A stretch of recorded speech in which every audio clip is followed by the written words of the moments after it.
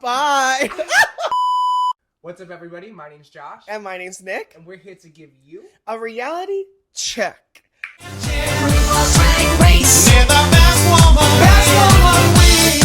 We're back. Season 2, baby. Let's do it. How are we already at season 2? I don't know. Season 2. RuPaul's Drag Race season 17. It's insane. This season is already off to a great start. Yes. And, you know, we're keeping you on your toes with the reality tea. You know, you thought we were just doing Survivor, honey? No. We told you that we were coming for all the reality TV. All things reality TV. So we're here to cover RuPaul's Drag Race season 17. And we need to get one thing out of the way, okay? We're not just two more white twinks with opinions, okay? One of us is a drag queen.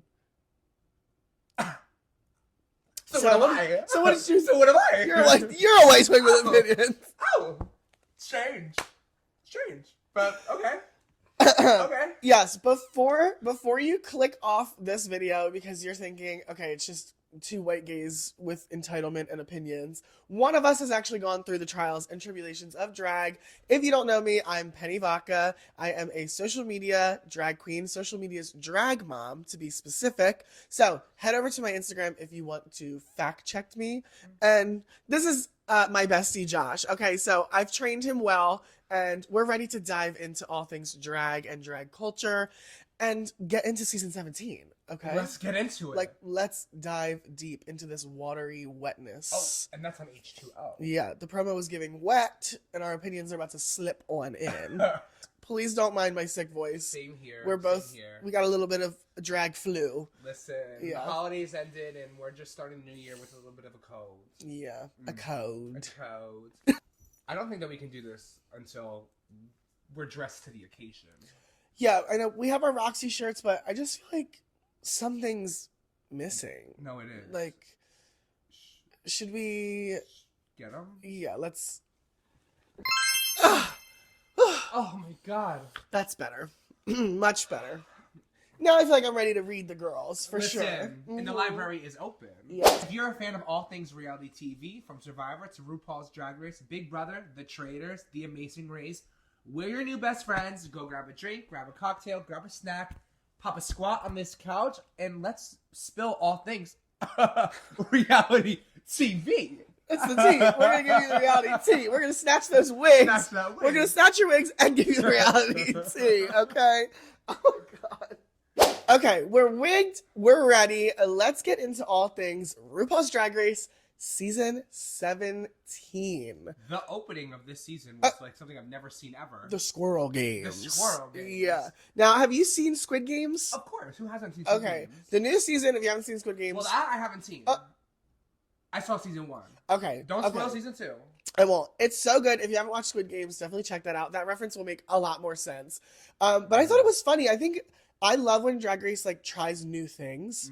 Mm-hmm. And Drag Race, you have to go into it accepting that there's a level of cringe. Yeah. You know, it's going to be girl. But, it's Drag Race. You know, it's funny. It's campy. It's funny. It's entertaining. Yeah. I loved it. I loved seeing my favorite girl, Miss Roxy Andrews, was not in the Squid Games. Well, the Squirrel Games. Seeing a bunch of different queens from all different seasons was just so refreshing. It was we get to see the new girls, but we also get to see the girls who built this franchise. And Miss Porkchop, she getting pulled out of retirement every season just to be shit on. If I was her, you better be running me a good check if you're going to embarrass me. I hope that she has some kind of 401k set up. With the amount that they pull this woman out of retirement is insanity. But I loved it. I thought it was fun. I think it's always cute when they mix drag and messiness because drag is so polished and clean and you know, whatever. So it's kind of oh no. And those season 17 girls were shaking in their boots I can't get pie. No, I haven't walked in yet. I need Could you imagine if they made them walk in with pie all over them? That would have been so fucking funny. I would be pissed. Imagine your Crystal Envy covered in ostrich feathers and you have pie all over you. We'll get into the entrance looks because that's what happened next. All of our season 17 girls make it through round 1 of the Squid Games at the Squirrel Games, and it's time to start the season with our very first entrance, Miss Lexi Love. Lexi Loves. I When she walked in, I was like, oh. Mother. She walked in and I literally said, she's coming to serve. She's coming to serve puss. Yeah, Lexi Love walked in and I said, I Lexi love you. No, like, I love her. I love this. her. This like Victoria's Secret angel wings with and the thigh highs, the lingerie and the hearts. Oh. Like it was just giving everything I needed it to give. You're here to love me. You're gonna love me. You're gonna love me. Yeah. All right. Next walks in Miss Joella. The Joella dynasty walks in with a gong on her head. This was so fierce. Like she had the little on her ponytail and everything. Yeah. It was fierce. It was very well thought out. I love that she walked in and was just like, "This is who I am. This is my culture. Like, get into it, bitch." And we're like, "I'm along for the ride." I literally said, for culture sure. Look, fierce. Yeah, I wrote gorge. I said she seems so funny. Like she seems like somebody who doesn't take herself too seriously, which is good, which I like. Next, Miss Corey King.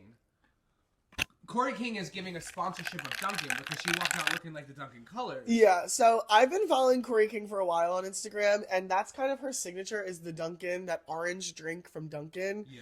Good morning, Kingdom, like every morning. And I'm always like, good morning, you know, like, so this is iconic, the pink and orange colors.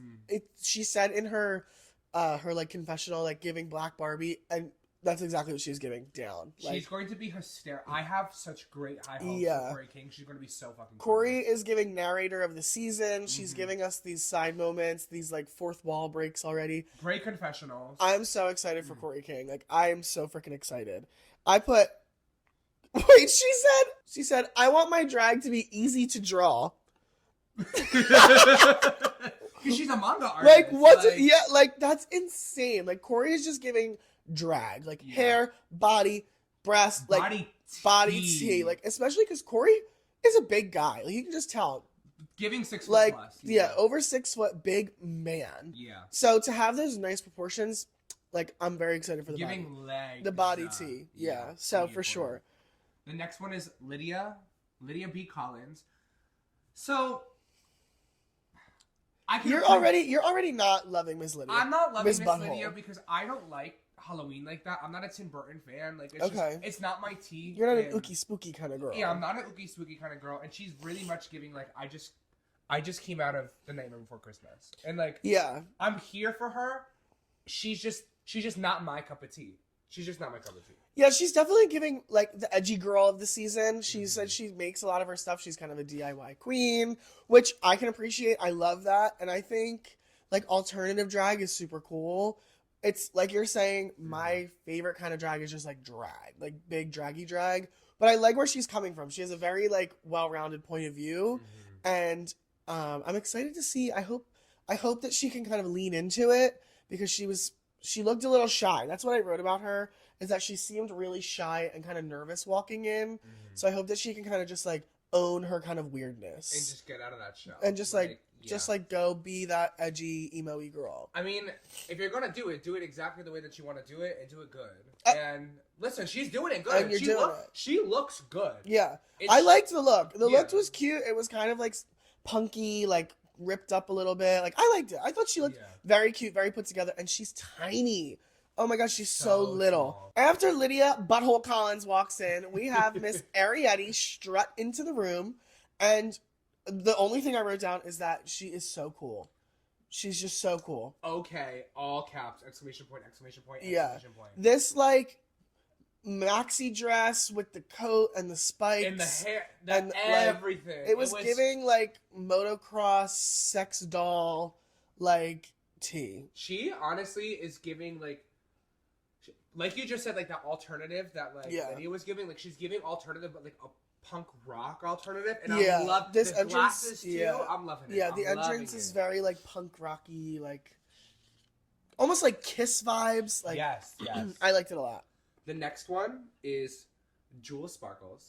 Yes, the first thing I wrote down: Amy Winehouse in a Barbie. Oh, like no, Jewel Sparkles is looking good. Yeah, I put that a new Georges has entered the Georgiaverse.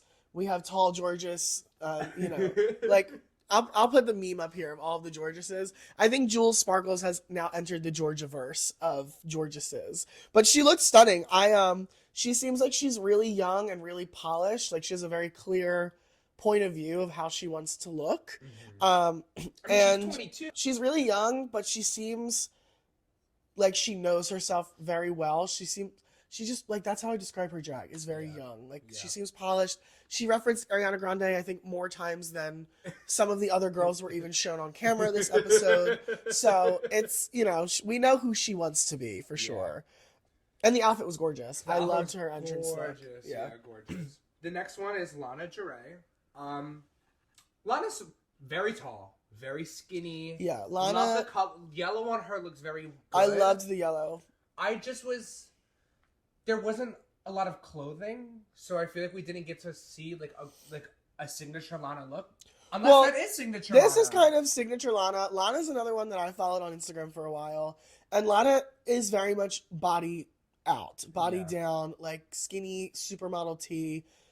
Bikinis, heels, and like a cape is kind of her signature when she performs on stage.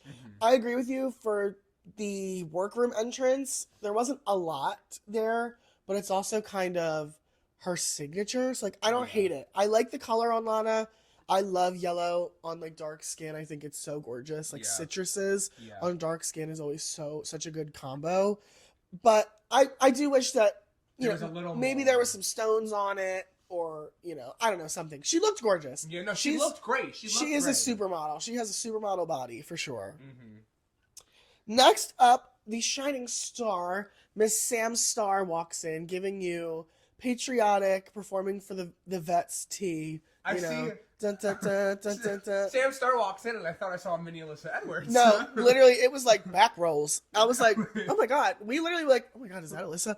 And Sam is giving just very much like pageant, country southern pageant queen. There's something about pageant queens, the way that they paint their face, my God, that they use their like their own features, like, and give like, you know, they use their natural eyebrows, like stuff like that.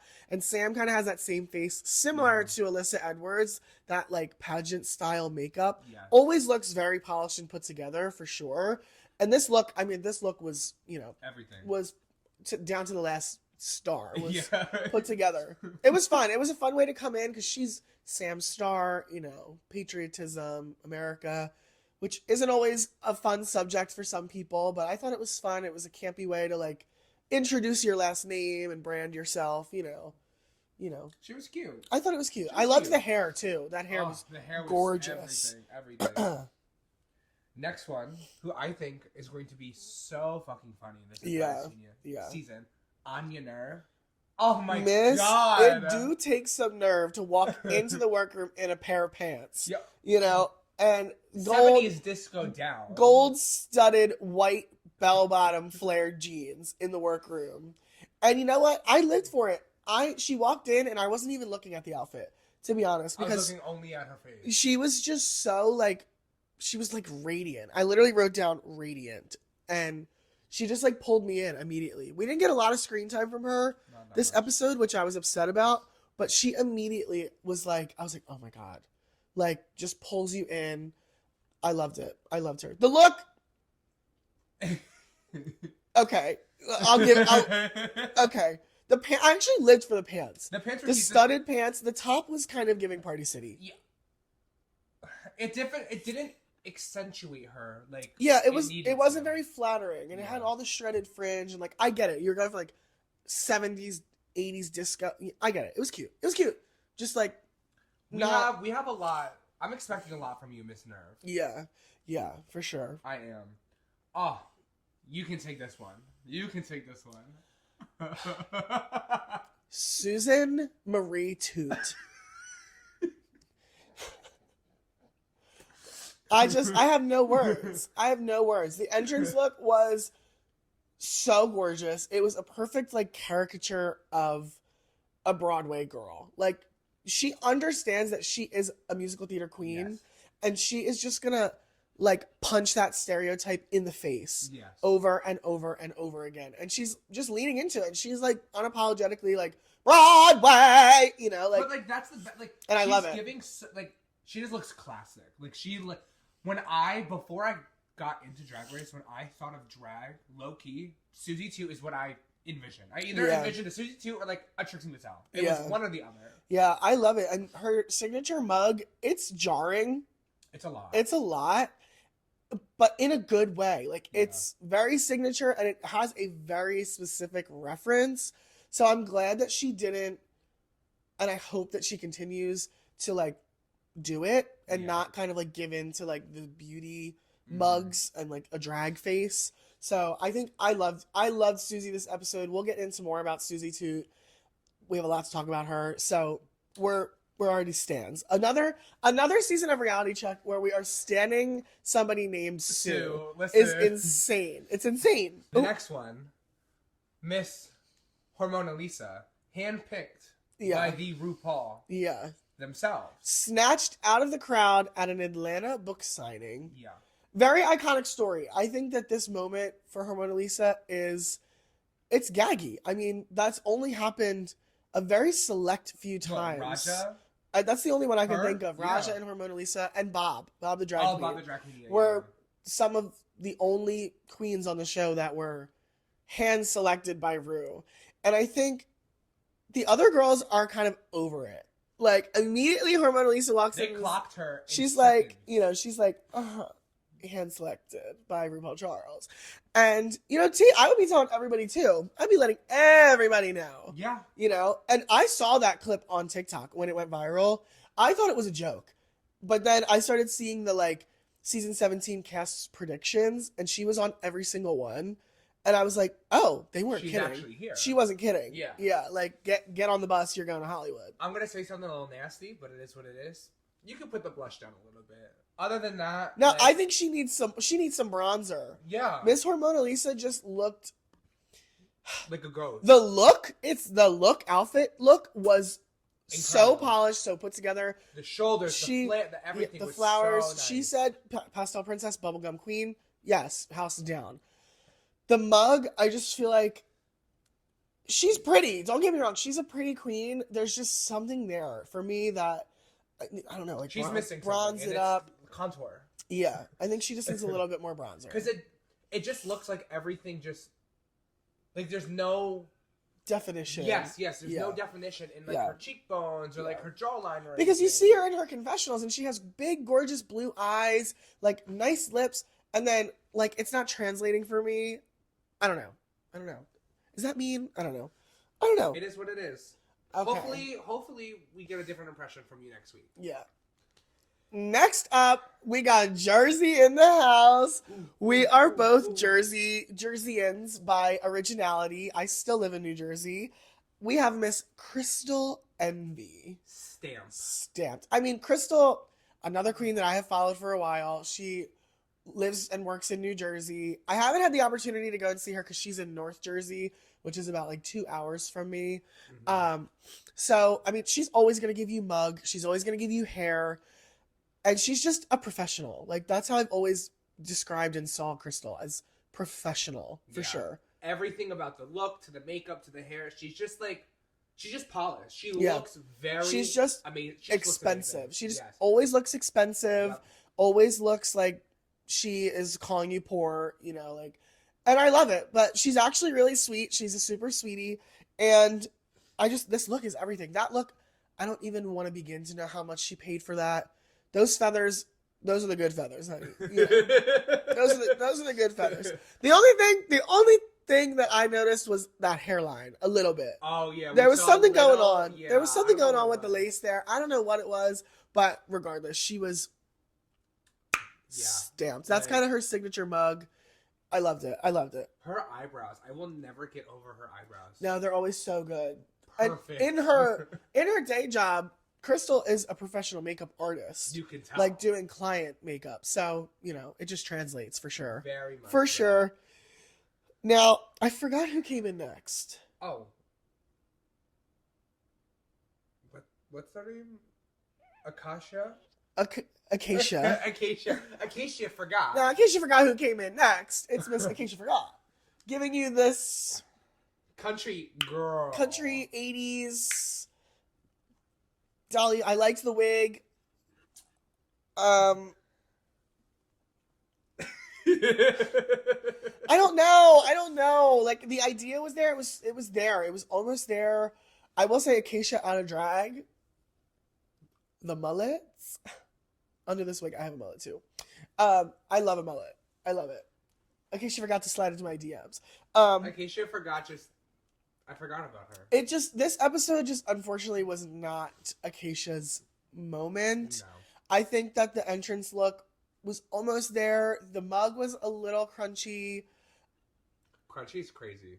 But she seems so sweet. Like she just seems real, like Yeah. very authentic. Like an actual genuinely nice person. Yeah. So I'm hoping that things start to kind of tick up for her in the coming weeks for sure. Yeah, I mean, we'll get into where she placed in the first maxi challenge. But Yeah. listen, it is what it is. She's not shining as brightly Yes, yet. exactly, Yet. exactly. You know, every cast has to have somebody to go home first, and it might be her. Talking about shining bright. Yeah. This last queen who walked into the workroom, Lucky Stars, camp fucking queen. That look. Like, I wrote down probably one of my favorite entrance looks literally ever. Ever. And we've had 500,000 queens walk in the workroom at this point. 17 seasons of queens. This is insane. Just like the scale of this. It's insane. Incredible. Like, Nina Bonita Brown walked so Lucky Stars could run. Yeah. Like, yeah. And then not even just the scale of everything, but like when they're zooming in on her face, like it is just blended so seamlessly with the paperwork and like the extensions. Everything. It's so good. Incredible. I don't know. Like, and they did it all themselves. Like, how did you get into that? How do you know how to do your makeup before? I have so many questions of how you get to that look. It's so good. It's so good. Lucky Stars. You're a lucky star, mama. You are a star. Yeah. I loved it. So, we've got our cast. We've got our 14 queens. That is our whole cast. We've got our 14 girls for season 17. Yeah. What did you think? Any standouts from the entrances? Honestly, standout wise, Lexi Love is just giving. She's doing it. Like everything that I needed from this season, Lexi Love is giving me. Looks, her confessionals, her comments, like her little reads are so shady. I'm living for Lexi as well. And Corey King, I'm so ready for Corey to be on Drag Race. Like, I'm such a Corey King stan. I'm a part of the kingdom. Like, I love it.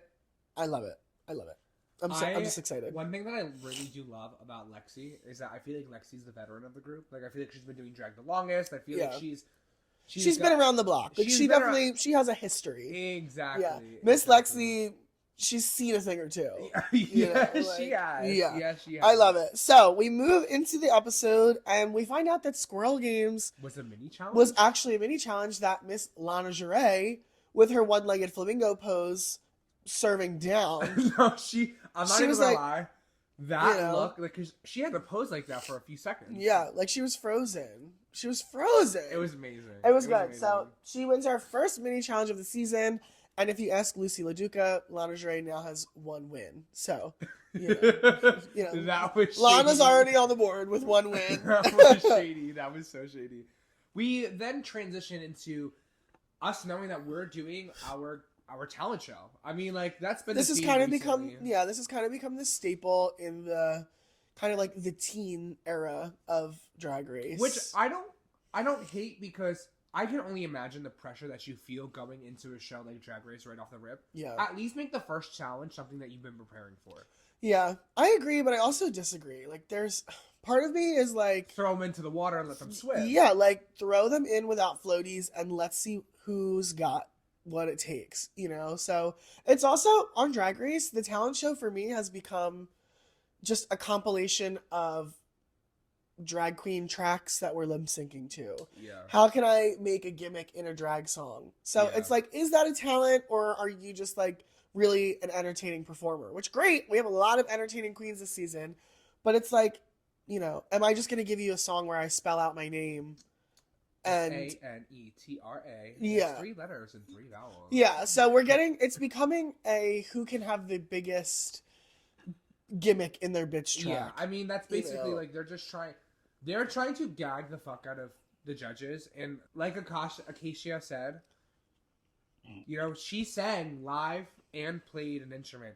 Nobody else did anything like Yeah, that. we'll get into that. We need to pedal our way into there first. So we break down into two teams. We have week 1. Wait. I want to talk about my favorite part of every single season of Drag Race. Oh, is the de-dragging. You get to see what's under all the glitter and under the wigs, and everybody is immediately sizing up. Is there any trade in the room? You know, like, are we gonna kai with anybody? You know, like, did you see anybody that you're like, oh, so okay? To be honest, nobody on the cast is like my type. Mm-hmm. But like, if we're talking about trade, Crystal is serving body tea. No, Crystal is looking good in and out. Like, Crystal is an attractive man. But yes, Crystal is an attractive man. But and you be posting those thirst traps up on your Instagram story. I see them. I see them.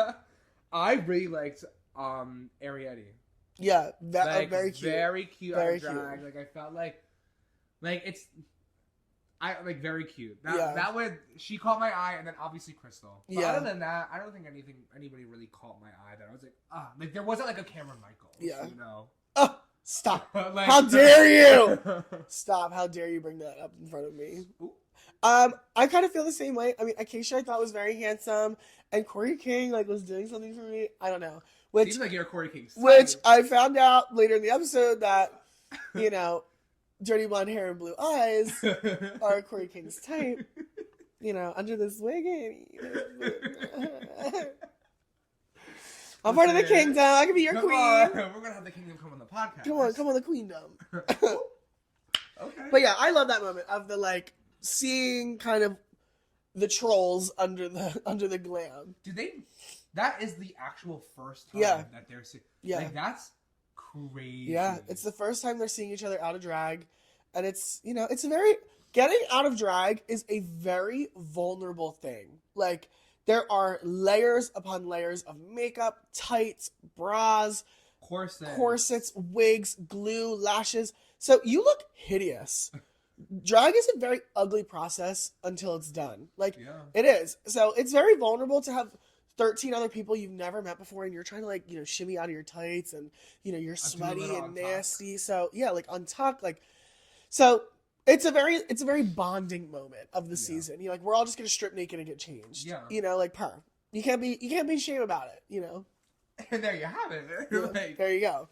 So after they de-drag and everybody starts chatting, they go over to the big comfy couch, and they are tasked with dividing themselves into two teams. Yeah, we find out that Rada Queen is back. Rada Queen is back, but I like it better this year. Because last year when they did Rada Queen, they rated their own group. They didn't have the other group rate the other. Like, it wasn't rating vice versa. You're right. Yeah, they rated themselves. Yeah, it was like the 7 and the 7, and they rated themselves, and then they got together. So I really enjoyed that everybody was together, and the opposite week is going to rate the week that is performing. I was here for it. Yeah, I like that too, because I feel like it takes some of the shadiness out of it, the stakes for the queens that rate themselves in the same week. Because it's like, okay, that's not going to directly affect how I fall in my group, so I don't need to be as nasty about it. Mm-hmm. Part of me misses that a little bit of kind of that, like, she did better than me, I'm going to rate her low, you know, but I think it was good. I mean, we still saw immediately strategy was afoot. We had Sam and Acacia, Lana and Arietti, like, teaming up, like, I'll rate you number 1 no matter what. If you rate me, you won't be, you know, like. There's a lot of deals in line. I'm like, you know, period. You better get that strategy. But it's like, the Hunger Games. Exactly, as you should. So the two teams break down. We have Joella, Lydia, Arietti, Jules, Susie, Acacia, Lucky for week 1. Mm-hmm. And then week 2 is Lexi, Corey, Lana, Sam, Anya, Hermona, and Crystal. Yeah. There was some little tea because they were trying to figure out who was going to go in week 1, and they couldn't get that 7th spot. Yeah. Would you want to go week 1 or week 2? Honestly, I'm feeling week 1. Like, just get it over with. Yeah, me too, especially after finding out that the guest judge is Katy Perry. Katy freaking Perry. Yeah. We are Katy cats for sure. We've been stans of Katy Perry for a long time. I just think, because, like, I always think about season 12. How the first group had Nicki Minaj as their guest judge. Yeah. And then the girls in the second week of the premiere, I don't even remember who the week 2 guest judge was. Yeah. And like, I'm just always thinking about, like, week 2's gonna, like, who's gonna be in week 2? Like, no, I want to have my drag in front of Katy Perry, the whole tea. And I just feel like the energy for week 1, like, bust out of the seams, set the standard for the week 2 girls, you know, like, you don't want to have to live up to the week before you, you know, make the standard, set the bar. Exactly. You know, that's how I would feel about it. But we're having issues because it's like, you know, Sam and Acacia don't want to be on the same week because we're voting each other number 1. Yeah. You know, so. And they were both doing country, so they're like, we don't want to have 2 country. Which, out of everybody who's having an argument of how they don't want to be on the same week with somebody, that one makes the most sense. Yeah. Like, you don't want to have 2 country acts back to back. You want to split it up. Yeah. I get that. I totally understand. Talking about Miss Katie walking in, gooped, gagged, and gobbled at the fact that Katie goes, "Oh, hey, Joella." Yeah. Oh. I would shit myself. Like, I would literally be like, oh, she wasn't kidding. She wasn't kidding. Like Joella was talking game about Miss Katy Perry knowing her and having talked, like, being friends with whatever. Oh my God, Joella! I was like, oh, she was serious. She was serious. I was like, I love it. I loved when we saw the judges walk out. I thought everyone looked hot. Carson looked good.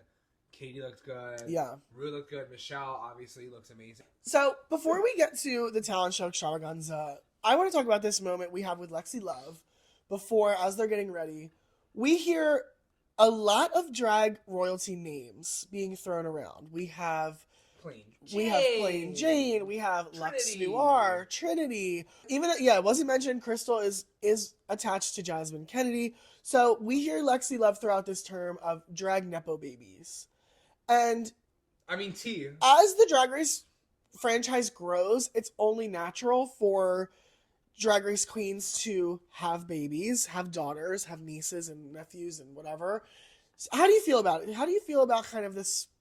It's more and more every season. We have more relationships. We have more kind of familial ties. I mean, it's one of those things, like you said, like, it's bound to happen, but I feel like this season in particular, like, there's definitely, and Trinity the Tuck is connected to 2 people. Isn't Trinity, like, Sam's drag grandma or something? It's Sam's grandma and Jules Sparkles' aunt. Drag aunt. Yeah, something like that. Or maybe she's Sam's mom and then Jules' aunt. I don't know. Whatever it is, there's a lot of connections, and listen, for me, if you are connected to a big name, cool. Live up to it. If you can perform and you can, like, and you have that high standard, drop the name. Do what you gotta do. Yeah. But if you're not serving, don't tell me that you're Trinity Tuck's daughter, because I'm just going to look at Trinity Tuck. Like, yeah, I agree. I mean, I do think that there is a little bit of that nepo baby status for some queens that come onto the show. Oh, and we had Irene's daughter. Oh my God, yes. Lydia is Irene's daughter. So, you know, same thing. Just, I feel like going into it and being like, I'm so-and-so's daughter, just says more about the person, the mother of the daughter. Like, be you. Go in there and just be yourself. You don't have to be like, I'm so-and-so's daughter. Just go there for yourself is, like, my whole thing. Lana with Lux. Like, Lux, I feel like, was a very outspoken, very, like, I'm here, and you're all going to know that I'm here. Yeah. And as of what I get from Lana right now, she's not like that. She's a little more reserved. Yeah, definitely. a lot more, like, a little bit more reserved, a lot more, like, I want to say posh. Like, I want to say, like, yeah, and that's not what I get from Lux, so. You walk in, oh my God, I'm Lana. Oh, nice, tell us about yourself, Lana. I'm Lana Jarre, I'm from New York, and I'm Lux's drag daughter. What does that tell us about you? You know, like, tell us who you are. Yeah. I'm Lana. I'm a dancing queen. I serve body. You know, I serve the legs of New York. I make all my own, like, whatever. You know, like, something. So I just think in that aspect, like, don't make being someone's daughter your whole personality. Mm-hmm. Because for me as a viewer, I want to get to know you. We already had Irene and Lux and whoever on the seasons on Drag Race. Yeah. I want to get to know you. I want to get to know Lana. I want to get to know Jules. You know, so I don't really care. I don't really care who you're related to. I don't care. I mean, because then when you flop, if you flop, you're gonna be like, ooh, that was Trinity's daughter. Ooh, yeah. You know, so you know, that's all I have to say. You ate down. You know, so love, you know, family ties, but also be yourself. Yeah. This, oh yeah, so I have written down this Ru look is everything. No, I did love RuPaul's look. This like beaded fringe in these Rainbow. sunset colors, like Yeah. ah ah. It They was so good. So right after we had that little moment with Lexi, and we get a little walk down of the judges on the runway. Yeah. We go right into it. We have a runway before we have the talent show. I like that they did a runway. I like that they gave us a chance to see a look from all the girls, even the girls that weren't performing this week. Mm-hmm. I was surprised to have gotten a full runway. I wasn't surprised to get a runway. I was surprised that it wasn't at the end.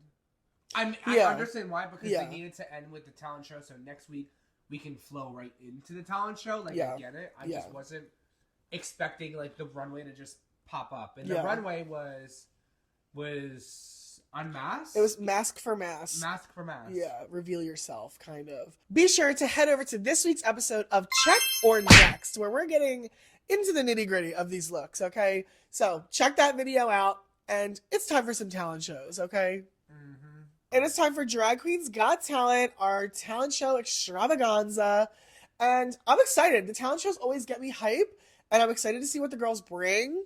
And first to the stage was Miss Jules Sparkles. Miss Jules. Miss Leche. Miss Leche. Yeah. Mas Leche. You gave me everything I needed you to give. La Leche. I was here. I was really... Here. I liked it a lot. I liked... You had that perfect break of the... Wait! Does anybody know Spanish? That was funny. It was the perfect moment to kind of break up the cat, boom, boom moment of the whole performance. The look was stunning. I just wish we had a Lucky Stars moment, and there was like, I thought you were gonna reveal like a milk squirt out of the titty. That would have been cunty. Yeah, or like a milk, like some kind of. I needed milk. I needed some leche. Necesita leche, mami. Ah! I mean, period. Number 2 to the stage is Arietti. Mm-hmm. Arietti, it was cute. It paid homage to your culture, and I really can appreciate that because... Okay, I'm just going to say what I want to say. You were giving Geneva Karn a different thought. For me. Yeah, there was similarities in the performance styles, kind of the same with the skirt. I don't know what that's called. I'm not sure what it's called. I want to say this... I don't know the name of the style of dancing, but with the dresses, with the, like, extremely large circle skirts and the twirling of the skirts, like it was similar. It was gorgeous. I just think it needed a level of Drag Race to it. It needed something to a little bit of a gaggy, more elevated like moment. I agree. Like maybe if the dress revealed, you ripped it off and there was something and you did a little cha-cha or something. I don't know. Yeah. So and it sucks to say that because it was gorgeous. It was a beautiful dress, a beautiful performance. It just got a little stale, I think. Yeah. It got a little one-noted. I agree. But she looked beautiful. Third to the stage was one of my favorites of the night, Miss Lydia Butthole Collins. And she came out in this... sock puppet. This, like, blob woman... thing, puppet. It was looking ass. It was so confusing, but I lived. I thought it was fun. It was so campy. I wish that that the ending kind of matched the beginning, unfortunately. I thought it was campy. She gagged me for sure. Yeah, I would have loved if, like, the puppet had more than one reveal at the end, or, like, maybe it got, like, I don't know.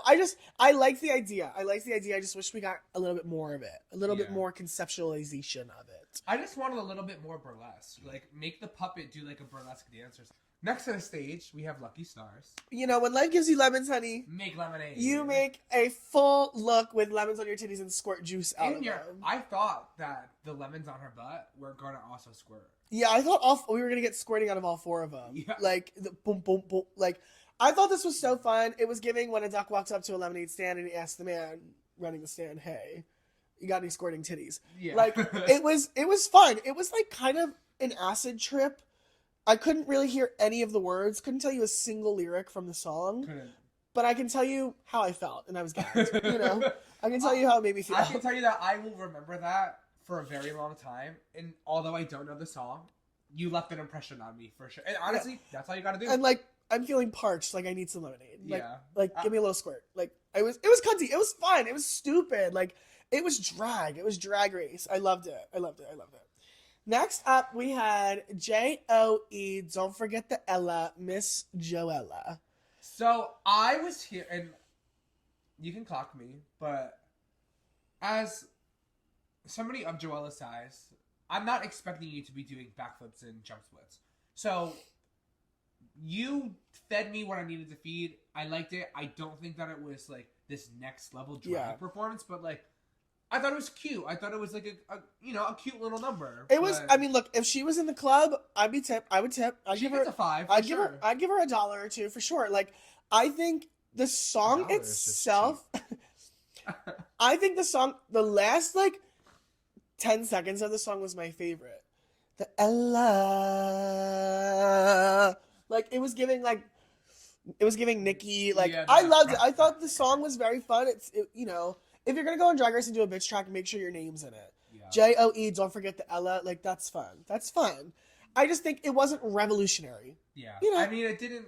Yeah. I mean, you hit it all. It wasn't revolutionary. Speaking of performances that weren't revolutionary, next up we had Miss Acacia Forgot, and I feel so bad because she went out there and displayed 2 real talents, singing and playing guitar. So it's like, at what point do we reward actual talent display over a gag of a reveal and lemon titties? I think that if they just turned down, and honestly, this is so like I feel bad because like Katy Perry just judged American Idol for like 6 years. Yeah, so she's probably over. She's triggered. Yeah, exactly. I just think the guitar, and we said this already to ourselves. Yeah, the guitar was way too loud, and you couldn't hear her sing. So I think if they like were able to turn the guitar volume down, or maybe turn the mic up a little bit, it would have been better. But I thought she looked gorgeous. Yeah. I loved the look, the kind of like the country westerner, the hair, the mug was gorgeous, and the lyrics were actually funny. Talking about like a cowboy wanting to ride that bull, like it was very like wink, wink, nudge, nudge kind of humor, and it was really cute. I just unfortunately, it just didn't get there, and it wasn't gaggy and funny enough to stand on its own, and the singing and guitar playing weren't spectacular enough to kind of stand on its own. So it was like kind of just, it's just sad. I loved it. In case you forgot, I loved it. I loved that you displayed an actual talent and that you stuck to your guns and you did something true to you. So kudos to you. Kudos, mama. Yeah. Kudos. Thank you. Kudos to you for spilling. Our final performance of the night was from the one and only Susan Marie Toot. Susan Marie Toot tap dances. Yeah. She doesn't just tap. She gives us the Gettysburg Address in Morse code. This performance was just so dumb, and it was the perfect mix of like mixing a talent with elevating it for Drag Race. Yes. And making a reference that RuPaul will understand because RuPaul was there when the Gettysburg Address was signed. So it was the perfect mix. It was perfect. It was silly. It was talentful. And it was good. Like, she's a good tap dancer. That was so shady. Like, I know how to tap dance. We've done musical theater. I learned how to tap. And just being in drag is very uncomfortable. So then also tap dancing and flipping around the stage, like doing all this crazy stuff. I give it up to the dancing queens of drag because I will never be one. I could never be one. The way that I feel like a 2x4 is shoved up my back in drag, like it would never be me. It could never be me. Won't ever be me. Susie motherfucking Toot. Susie Marie Toot. That for me, honestly, it was the. Yeah. Like you better look at this shoe. You better look at it. Yeah. I was here for it. It was so funny. What was your favorite number? What was your favorite of the talent shows thus far? I think my favorite of the night had to go to Miss Susie Toot. Yeah. Susan Marie Toot. And I hate that because it's like, it's kind of just like jumping on the bandwagon. Susie does end up being one of the top 2 of the week. So I don't want to just be like, she was the best because she won. But like, no, she was good. It was gaggy. Like I was gagged. Listen, my top 2 were Susie and Jules, and the top 2 were Susie and Jules. My top 2 I have as Susie and Lucky, just because it was so crazy. It was so stupid. No, Lucky was hysterical, and I will remember that for a very long time. Yeah, like I need a glass of lemonade. Like I'm still parched. I'm still parched. Well, that wrapped up our talent show for week 1. Yeah. Unfortunately, Akashia. Yeah, we go through our rate of queens, and we see the strategy is afoot. You know, we have some, some workings in there, rating queens number 1, even though they didn't do the best because they promised they would rate each other number 1. Mm-hmm. And I think it did play into it. You know, I think Arietti could have been caused for the bottom, but Lana did put them at number 1 because of their deal. So it was interesting to see how it all kind of shook out, And there was no immunity this year. Oh my God. There was no immunity. No immunity this season, which I like because last season they didn't even really do anything for us. They didn't really gag anybody. But I mean, the people who won immunity last year didn't need to use immunity. Yeah. So yeah. So I like that there's no immunity. We move on. We move on from the Rate of Queen, and we're back on the main stage. And we're gagged. We find out that Miss Acacia Forgot is going to be lip-syncing next week against the other bottom performer from week 2. So, we'll see. How do you think she's going to be as a lip-syncer? I was just going to say, I don't know what to expect as a lip-syncer because like, she doesn't give me, like, splits, jumps, and twirls. Like, she gives me, like, very... Like, I'm expecting a lot of facial, a lot of mouth, a lot of, like... She's gonna know every funny. single funny. She's giving like, I understand these lyrics, like emotion, like she's definitely giving me more of like a perform the lyrics kind of performer. Yes, and then someone like Jules is performing the music. Doing jump splits, throwing her pussy on the floor, Yes.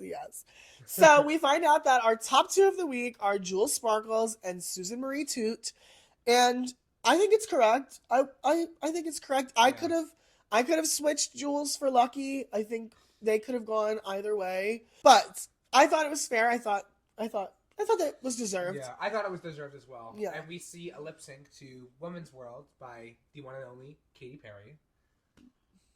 Could have done a California Girls. You go through Katy Perry's discography. Every single song. Choose Women's World. And you pick Woman's World? Are you out of your fucking mind? What? I literally, before the lip sync started, I was sitting literally right here, and Josh was sitting right here. I turned to him and I went, if they pick Woman's World, I'm turning the TV off. And all we hear is, it's a Woman's World! I was like, mother! Oh my God, I was so pissed. I mean, they still gave it. I'm so glad that we see that Susie Toot can hold her own in a lip sync because Jules was giving the George's performance. Jules lived up to the George's verse for sure. Yeah. Like was giving. Yeah. And I was worried for Susie Toots in the beginning. She was, seeming like she was drowning a little bit. Yeah. But she went back to what she knows. She started tapping that foot. She demanded all the judges basically to look at her tap dance. She gave us Women's World in Morse code, and it was everything. Our first Maxi Challenge winner of episode 1 is the one and only Susan Marie Toot. Yes, I love you, Miss Toot. We're stans. It's something about a woman with a Sue name. Like, we better see you doing great things with Susie Toot. I'm excited. I'm really excited to see what Susie Toot does because they seem unwilling to compromise their point of view. Yeah. Which is so exciting on Drag Race. We see people that get to Drag Race for a specific reason. Like, Susie Toot is the tap dancing diva of Fort Lauderdale. And then they never tap dance. Yeah. So I love when queens just go there and they do what they do. Yeah. So I'm excited. I'm excited for all these girls, and I'm even more excited for week 2. The talent performance. I can't wait to see what Corey King does. I can't wait to see what Lana does. Crystal. And Lexi Love, we obviously know. I need this roller skate performance. Giving us Robbie Turner T. Like I was gonna say You weren't gonna say shit. No. And that's been your reality check of RuPaul's Drag Race Season 17, Episode 1. Be sure to tune in next week for Episode 2, where we get into the next week 2 section of the of talent the show. talent show. I'm actually excited. I'm ready to see. I'm really excited. This seems like a really great cast, and I feel like there's gonna be some drama. They've been hinting at the untucked tea, so I'm looking forward to it. Let us know who you're rooting for down in the comments. Are you part of the kingdom? Are you a Lydia B stan? Or are you tooting along with Susie Toots? Are you on the love train? Yeah, let us know if you're thanking your lucky stars or, you know. You ate that. And we will see you in the next one. Bye. Bye.